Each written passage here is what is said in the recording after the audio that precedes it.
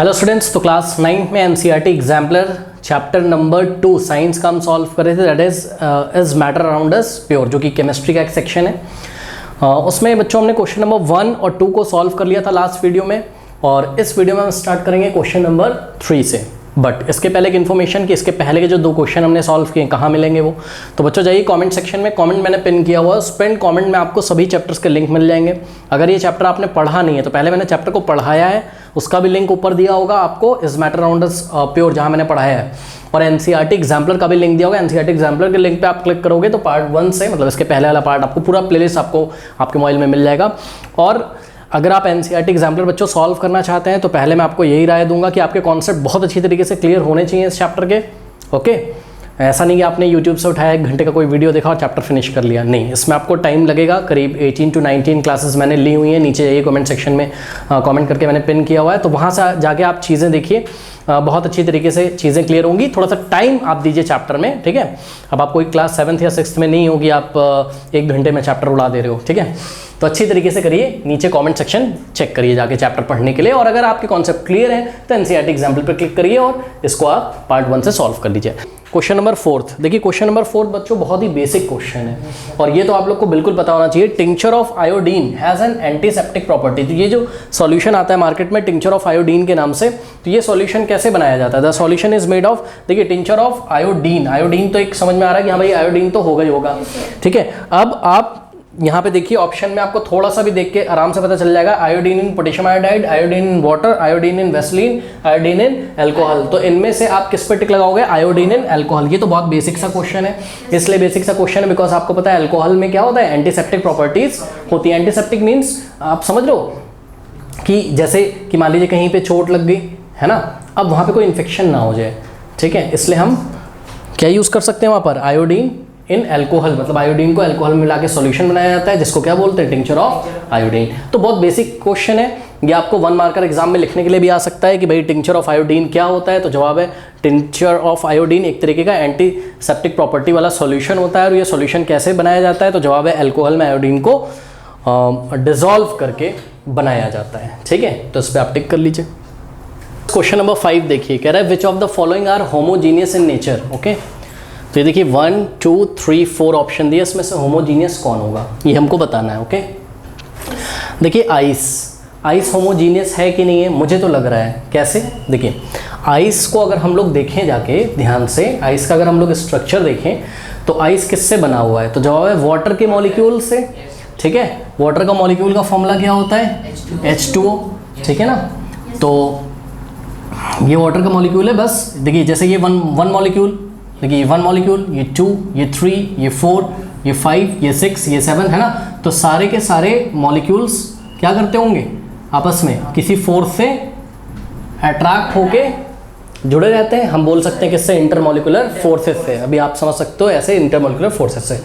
और आइस का जो स्ट्रक्चर होता है वो केज लाइक स्ट्रक्चर होता है, जैसे कि जैसे पिंजड़ा होता है ना, तोते का पिंजड़ा, सेम उसी तरीके से, मतलब इसका स्ट्रक्चर आप 11th क्लास में जाके पढ़ोगे, तो जब हम लोग इसको अगर माइक्रोस्कोप से देखें तो ये केज लाइक स्ट्रक्चर होता है, ठीक। ओके, तो मैं कहना ये चाहता हूँ कि अगर ये केज लाइक स्ट्रक्चर है, मतलब तो इसको अगर हम ध्यान से देखें तो देखिए कुछ इस तरीके का, मतलब एक केज इधर होगा, फिर एक केज इधर होगा, फिर एक केज इधर होगा, एक केज इधर होगा, ठीक है ना। और ये सब इधर ऐसे मॉलिक्यूल्स लगे होंगे वाटर के, ठीक है। और इनके बीच में जो फोर्स लग रहा होगा उसको अभी के लिए आप क्या बोल सकते हैं? Intermolecular force. तो ये सब आपस में जुड़े।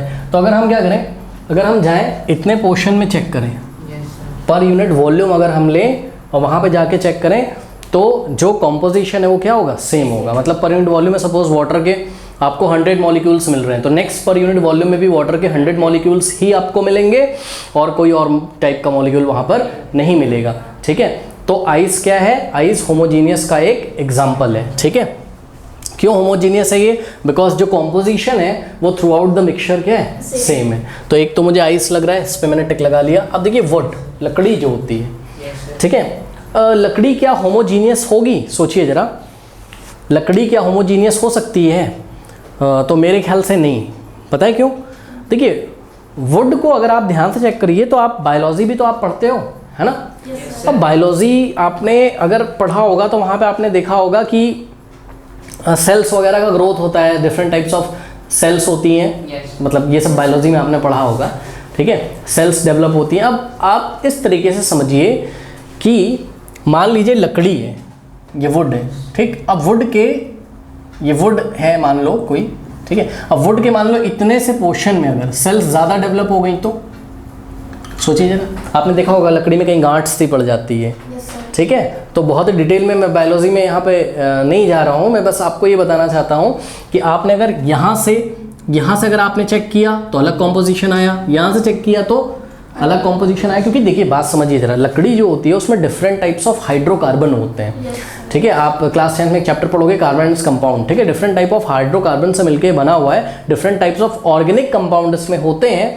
तो शायद जब आपने यहाँ पे चेक किया तो किसी ऑर्गेनिक कंपाउंड की क्वांटिटी क्या है, ज़्यादा, और इतने सैंपल में किसी ऑर्गेनिक कंपाउंड की क्वांटिटी कम, यहाँ पे ज़्यादा, यहाँ पे, तो पर यूनिट वॉल्यूम जब आप उठा रहे हो हर जगह तो आपको कॉम्पोजिशन क्या मिल रहा है, सेम नहीं मिल रहा है, ठीक है। इसलिए जो लकड़ी है, जो वुड है, वो किसका एग्जाम्पल है, हेट्रोजीनियस का, तो ये हेट्रोजीनियस का एग्जाम्पल है, ये होमोजीनियस का एग्जाम्पल नहीं है, ठीक है। बात समझ में आई कि नहीं आई, ठीक है, तो ये चीज़ है। अब आप उदाहरण के तौर पे देखिए, समझ सकते हो एग्जाम्पल के तौर पे, भाई लकड़ी मान लो पड़ी हुई है कहीं पे, बरसात हो गई, ठीक है, अब बरसात हो गई तो आपने देखा होगा लकड़ी के ऊपर भी कोई ना कोई छोटे छोटे प्लांट्स ऐसे ग्रो कर जाते हैं, ठीक है।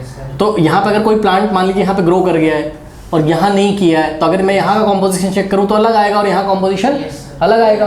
क्यों? क्योंकि इसकी जो जड़ें होंगी इस प्लांट की, इसने इस वुड के कॉम्पोजिशन में चेंज नहीं कर दिया होगा, ठीक है, क्योंकि डिफरेंट टाइप के केमिकल रिएक्शंस भी वहाँ पे होते रहते हैं, वो आप हायर क्लासेस में पढ़ोगे। तो जो कॉम्पोजिशन है वो थ्रू आउट द सैंपल, मतलब पूरे सैंपल में कॉम्पोजिशन वुड का सेम नहीं आएगा, तो ये हेट्रोजीनियस का एग्जाम्पल है स्टूडेंट्स, ठीक है। तो ये मुझे नहीं लग रहा है। उसके बाद सॉइल, जो मिट्टी होती है, ठीक, मिट्टी क्या होमोजीनियस है?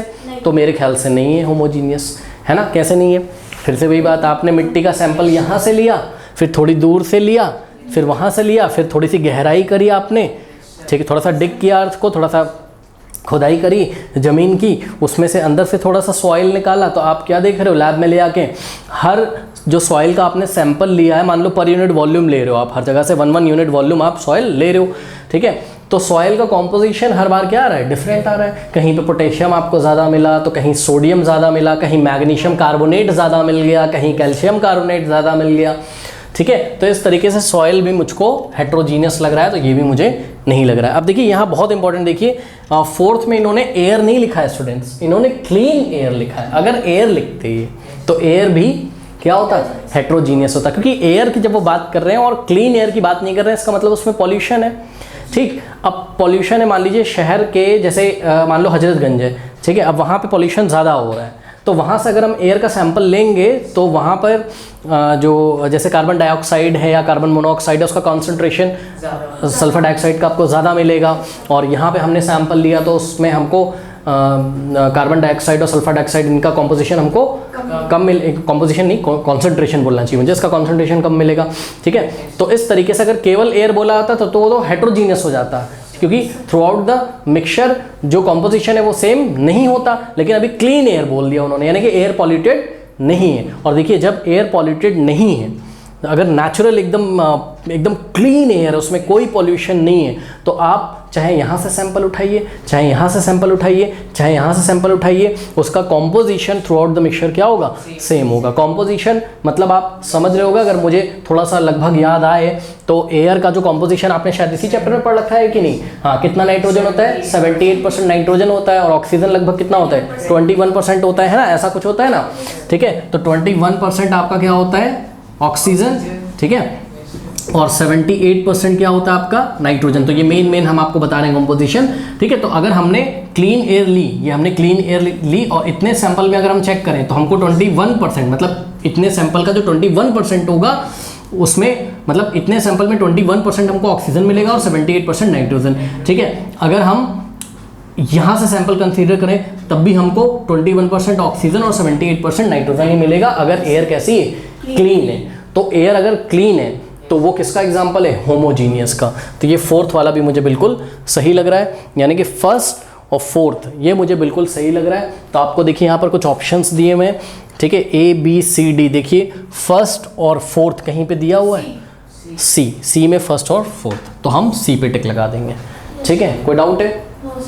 अब देखिए क्वेश्चन नंबर 6 कह रहा है which of the following are physical changes, ठीक है, इनमें से फिजिकल चेंजेस कौन से? तो ये तो अब हम लोग को देखते ही पहचान जाना चाहिए। फिजिकल चेंज मतलब कोई केमिकल चेंज नहीं होना चाहिए, ठीक है। केमिकल चेंज में कोई नया प्रोडक्ट आपको बन के आ जाएगा, ठीक है। कल भी हमने डिस्कस किया था, शायद क्वेश्चन नंबर 1 था कि 2 था, कौन सा था, चलिए देखते हैं। देखिए melting of iron metal, iron metal को अगर मेल्ट कर दें तो बताइए फिजिकल चेंज है कि नहीं? मुझे तो लग रहा है फिजिकल चेंज। कैसे? आयरन का टुकड़ा लिया गया और उसको हाई टेम्परेचर पे मेल्ट कर दिया गया। भाई बहुत हाई टेम्परेचर अगर हम उसको दे दें तो वो मेल्ट हो जाएगा, पिघल जाएगा, आप इस तरीके से समझ सकते हैं, वो लिक्विड स्टेट में चला जाएगा। लेकिन जैसे ही वो लिक्विड स्टेट में चलाएगा, अगर आप उसको ठंडा होने के लिए छोड़ दें तो वापस किस में आ जाएगा? सॉलिड स्टेट में, ठीक है। तो बस उसकी स्टेट चेंज हुई थी ना, कोई नया केमिकल ऐसा तो नहीं उसने कोई रिएक्शन कर लिया और नया कंपाउंड बन गया और आपको वापस से आयरन ना मिल पाए। जब वो सॉलिड है तब भी आयरन है, और जब वो मेल्ट हो गया तब भी उसमें आयरन की प्रॉपर्टी है। बात समझ में आई कि नहीं है? मेल्ट होने के बाद अगर आप ठंडा करने के लिए छोड़ दे तो वापस वो सॉलिड में आ जाएगा, वैसा ही आपको मिल जाएगा, ठीक है। तो उसमें बस हाँ ये है कि मेल्ट होने के बाद जब वो सॉलिड बने तो आपने उसको जिस बर्तन में रखा होगा, जिस वेसल में रखा होगा, उसका वो शेप ले ले, वो अलग बात है कि उसका शेप चेंज हो गया है ना, बट उसकी जो केमिकल प्रॉपर्टीज़ हैं आयरन की वो थोड़ी ना चेंज हो जाएंगी, ठीक है। तो मेल्टिंग ऑफ आयरन मेटल जो है ये एग्जांपल है मेरा किसका? फिजिकल चेंज का। तो ये तो मुझे सही लग रहा है, इस पर मैंने टिक लगा दिया। अब देखिए रस्टिंग ऑफ आयरन, कल ही हमने आपको रस्टिंग ऑफ आयरन पे बहुत डिटेल बात करी थी। और रस्टिंग ऑफ आयरन, आयरन में जब जंग लग जाता है तो वो एक तरीके का केमिकल चेंज होता है, ठीक है। ये फिजिकल चेंज नहीं होता है, तो ये तो हो नहीं सकता। उसके बाद थर्ड वाला देखिए bending of an iron rod. Bending मतलब मुड़ जाना, है ना। तो एक आयरन की रॉड है, अगर हमने उसको बताइए मोड़ दिया, ऐसा बेंड कर दिया, तो क्या उसमें कोई केमिकल चेंज आ जाएगा? नहीं, फोर्स लगा के वापस सीधा कर दो, जैसे बेंड किया था वापस से वैसे उसको फोर्स लगा के सीधा कर दो तो आपको वैसा ही मिल जाएगा रॉड वापस से, है ना।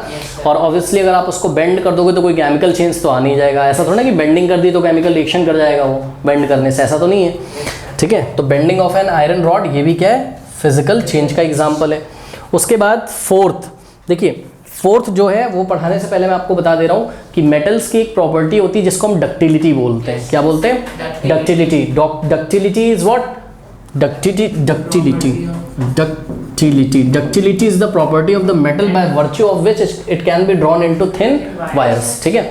मेटल की इन्हीं प्रॉपर्टी, डक्टिलिटी को हिंदी में तन्यता बोलते हैं, मतलब तन जाना और खिंच जाना, ठीक है।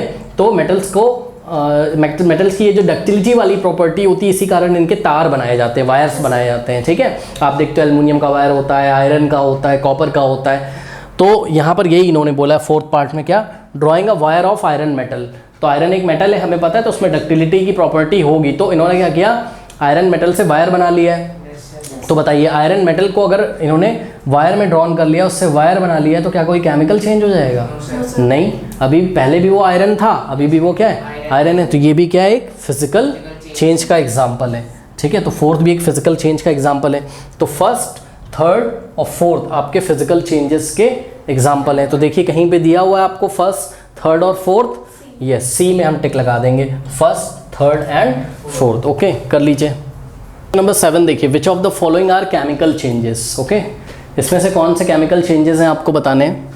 First, decaying of would. देखिए डिकेइंग मतलब आप समझते हो लकड़ी खराब हो जाती है ना, जब अब जैसे लकड़ी है हमने साइड में डाल दी कहीं, मान लीजिए छत पे, पानी बरस गया बरसात के मौसम में, फिर आप उसको 15 से 20 दिन बाद, 1 महीने बाद अगर चेक करो तो वो डिके हो जाती है, जिसको हिंदी में बोलते हैं कि सड़ गई लकड़ी, ख़राब हो गई। ओके, तो ये जो डिकेइंग ऑफ वुड होता है, एक्चुअल में क्या होता है, different type of micro organism उस पर अटैक कर देते हैं, और माइक्रो ऑर्गेनिज्म अपनी जो भी है बायोलॉजिकल प्रोसेस करके वहाँ पे different type of chemical, biochemical reactions perform करवाते हैं, जिससे नए तरीके के कंपाउंड बनते हैं, जिसमें अजीब टाइप की स्मेल आती है, और लकड़ी का जो रंग है, उसकी जो ऊपर से देखने का जो सब चीज़ें, उसकी प्रॉपर्टी चली आती है। मतलब कहीं ना कहीं नए तरीके के कंपाउंड वहाँ पर बनते होंगे, नया तरीके का कुछ हो जाता है, जिससे वापस अब आप लकड़ी को वापस प्राप्त नहीं कर सकते हैं। तो ये एक तरीके का केमिकल चेंज मुझे लग रहा है, ठीक है। तो डिकेइंग ऑफ वुड क्या है, केमिकल चेंज मुझे तो लग रहा है, तो इस पर टिक लगा लेते हैं, एक तो ये लग रहा है। उसके बाद बर्निंग ऑफ वुड, ये तो सबको पता है केमिकल चेंज होता ही है, ठीक है। वुड जब बर्न होती है, ठीक है, तो एक तरीके का केमिकल चेंज होता है, इसको हमने क्लास में डिस्कस किया। वापस से आपको वुड तो मिलेगा नहीं, है फिजिकल चेंज तो है नहीं, ठीक है, ये भी हो गया। अब देखिए थर्ड, सॉइंग ऑफ वुड, जो लकड़ी काटते हैं जब हम लोग, ठीक है, देखना आरी से लकड़ी काट देते हो, तो आरी से जब आप लकड़ी काट देते हो, ठीक है, या किसी भी टूल से आप लकड़ी जब काट देते हो, तो बताओ क्या वो केमिकल चेंज हो जाता है क्या? कोई केमिकल चेंज नहीं होता है, वो तो फिजिकल चेंज होता है, बस उसको पीसेस में आप डिवाइड कर देते हो, तो ये तो हो नहीं सकता, ये फिजिकल चेंज है। उसके बाद hammering of a nail into a piece of wood, okay, आपने क्या किया, लकड़ी का टुकड़ा लिया और उसमें आपने नेल जो कील होती है उसको हैमर से अंदर डाल दिया, उस पर प्रेशर लगा के, तो ये कैसा चेंज है? ये भी फिजिकल चेंज है। इसमें कौन सा केमिकल चेंज हो गया? कोई केमिकल रिएक्शन तो हो नहीं गई, ठीक है ना। तो hammering of a nail into a piece of wood is also physical change, not a chemical change, तो ये भी नहीं हो सकता है। तो फर्स्ट एंड सेकंड ये मुझे सही लग रहा है, तो नीचे जाके चेक करिए फर्स्ट एंड सेकंड कहाँ पर है, तो ऑप्शन ए पे ही टिक लगा देंगे, इसी में फर्स्ट और सेकंड हमको दिया हुआ है। ओके, कर लीजिए। क्वेश्चन नंबर 8 देखिए, two substances A and B were made to react to form a third substance A2B। मतलब अब ये देख के आपको अजीब सा लग रहा होगा, एक्चुअल में एग्जाम्पलर में बहुत ही क्वालिटी क्वेश्चंस होते हैं। मैंने पहले भी बोला है कि CBSE को सबसे पहले कौन सा चैप्टर पढ़ाना चाहिए था? एटम्स एंड मॉलिक्यूल्स, ठीक है। तो ये थोड़ा सा मिक्स है, किससे? एटम्स एंड मॉलिक्यूल्स से, और उसी से मिक्स है, तो यहाँ मैं समझाने की कोशिश करता हूँ, ओके। और एटम मॉलिक्यूल्स का भी लिंक नीचे दिया हुआ है, तो आप पढ़ना चाहें फ्री टाइम में तो पढ़ सकते हैं उसको। तो देखिए दो सब्सटेंस है बच्चों आपके पास, सब्सटेंस A और सब्सटेंस B, तो इसकी केमिकल रिएक्शन लिखी हुई है। जैसे कि मैं आपको समझाने के लिए अगर बताऊं, तो जैसे कि हाइड्रोजन रिएक्ट करता है किसके साथ? ऑक्सीजन के साथ, तो वाटर बनता है H2। अगर मैं इसको बैलेंस करना चाहूँ, तो बैलेंस भी अगर मैं करूँ, ठीक है, तो देखो यहाँ ऑक्सीजन के कितने एटम है? 2, और यहाँ ऑक्सीजन का 1 एटम है, तो इसको हम 2 से मल्टीप्लाई करेंगे, तो हाइड्रोजन कितने हो गए? 2 2 ज़ा 4, तो यहाँ पे 2 से मल्टीप्लाई करना पड़ेगा, 2 2 ज़ा 4 हाइड्रोजन, ऑक्सीजन कितने? 2, और इधर भी ऑक्सीजन, यहाँ पे कुछ नहीं 1 मानेंगे, 2 1 ज़ा 2 ऑक्सीजन। तो ये एक बैलेंस रिएक्शन है। ठीक इसी तरीके से इन्होंने भी यहाँ पे एक बैलेंस रिएक्शन दी है, जैसे कि हमने यहाँ आपको बताया क्या कि हाइड्रोजन और ऑक्सीजन रिएक्ट करके क्या बनाते हैं? वाटर। ठीक उसी तरीके से इन्होंने बोला है कि सब्सटेंस A और सब्सटेंस B रिएक्ट करके A2B बनाते हैं, और बिल्कुल बैलेंस रिएक्शन है। ध्यान से चेक करिए, A के कितने एटम है यहाँ? 2, ओके, तो A के देखिए 2 यहाँ पर है, B 1 है, और यहाँ पर भी B 1 है, ठीक। तो बिल्कुल बैलेंस केमिकल रिएक्शन इन्होंने लिखी हुई है। अब इन्होंने पूछा क्या है कि which of the following statements are incorrect, इसमें से कौन सा स्टेटमेंट इनकरेक्ट है ये हमको बताना है। तो पहला स्टेटमेंट क्या है कि the product A2B shows the properties of substance A and B, मतलब ये जो नया प्रोडक्ट बन गया है क्या ये A और B की प्रॉपर्टी शो करता है? तो जवाब है नहीं। याद रखिए, जब भी नया कंपाउंड कुछ भी बनता है, नया केमिकल कोई केमिकल कंपाउंड बनेगा, ये ऑब्वियसली ये कंपाउंड है, ठीक है। तो नया कंपाउंड जब भी बनेगा किसी रिएक्शन में, तो ये जो कंपाउंड होता है ये जिससे बना है, जिन भी सब्सटेंस से बना है, उन दोनों सब्सटेंस की प्रॉपर्टी इसमें नहीं होती है। अब ये नई प्रॉपर्टी के साथ ही आपको दिखेगा। जैसे कि एग्जांपल के तौर पे हम आपको बता दें, जैसे ऑक्सीजन जो होता है, ऑक्सीजन को अगर आप फायर के पास ले जाओ, कहीं पे आग लगी हो वहाँ ऑक्सीजन ले जाओ तो और आग लग जाती है वहाँ पर, मतलब ये फायर को क्या करता है? फायर को ये सपोर्ट करेगा ऑक्सीजन, बट वाटर सपोर्ट नहीं करता है। तो देखा आपने, ये प्रॉपर्टी बिल्कुल भी ऑक्सीजन से अलग हो गई, ठीक है। इसी तरीके से हाइड्रोजन जब बर्न होता है, हाइड्रोजन के पास अगर आप बर्निंग कैंडल ले जाओ तो पॉप साउंड के साथ, लाइक दिस, ये पॉप साउंड होता है। तो इस तरीके से हाइड्रोजन बर्न होता है, लेकिन वाटर को अगर आप कैंडल के पास ले जाओ, बर्निंग कैंडल के पास, तब तो वो पॉप साउंड के साथ बर्न नहीं होता है ना। यानी कि जो नया सब्सटेंस जब भी बनेगा बच्चों, या नया कंपाउंड जब भी बनेगा, तो जो न्यू कंपाउंड होगा उसकी जो प्रॉपर्टीज होंगी वो टोटली डिफरेंट होती है। किससे? रिएक्टेंट से। ये रिएक्टेंट्स होते हैं, जो रिएक्ट करते हैं वो रिएक्टेंट्स होते हैं, जो बन जाता है वो प्रोडक्ट होता है। तो जो प्रोडक्ट बनेगा उसकी प्रॉपर्टीज दिए गए सब्सटेंस से बिल्कुल डिफरेंट होगी। तो इन्होंने क्या बोला है कि द प्रोडक्ट A2B, मतलब इनका जो प्रोडक्ट बन रहा है, shows the properties of the substance A and B। क्या ये A और B की प्रॉपर्टी शो करेंगे? A और B जैसी प्रॉपर्टी शो करेंगे? कौन? ये A2B जो बना है, क्या ये A और B जैसी प्रॉपर्टी शो करेगा? तो जवाब है नहीं। तो ये इनकरेक्ट है। ये कैसा है? इनकरेक्ट है। तो इनकरेक्ट वाले पे टिक लगाना है। पढ़ो जरा, कह रहा है कि which of the following statements are incorrect, okay. तो ये इनकरेक्ट है। उसके बाद सेकंड देखिए, the product will always have a fixed composition. तो देखिए जो प्रोडक्ट बनता है वो हमेशा उसका फिक्स कॉम्पोजिशन होता है, तो जवाब है यस। अब सर ये हम कहाँ पढ़ेंगे? तो ये आप पढ़ोगे एटम्स एंड मॉलिक्यूल्स वाले चैप्टर में, law of constant proportion. Law of constant proportion में आपको बताया गया, एग्जांपल के तौर पे मैं आपको बता दूं, जब भी वाटर बनता है, तो देखिए वाटर जब बनता है तो हाइड्रोजन और ऑक्सीजन 1:8 के रेशियो में कंबाइन होते हैं वहाँ पर। मतलब जो भी प्रोडक्ट बनेगा वो हमेशा, हाँ, वो हमेशा उसमें मतलब जो भी ये प्रोडक्ट बन रहा है, जैसे ये सब्सटेंस ए और बी से बन रहा है ना, तो ए और बी का जो रेशियो हमेशा क्या रहता है, फिक्स रहता है। का मतलब ये है कि वाटर मान लीजिए इंडिया में हमने बनाया, तो उसमें हाइड्रोजन और ऑक्सीजन का जो रेशियो है बाय मास वो कितना होगा, 1:8। बाय मास का मतलब अगर 1 ग्राम हाइड्रोजन है तो 8 ग्राम क्या होगा उसमें, ऑक्सीजन। ठीक है, तो बाय मास ये रेशियो हम ले रहे हैं।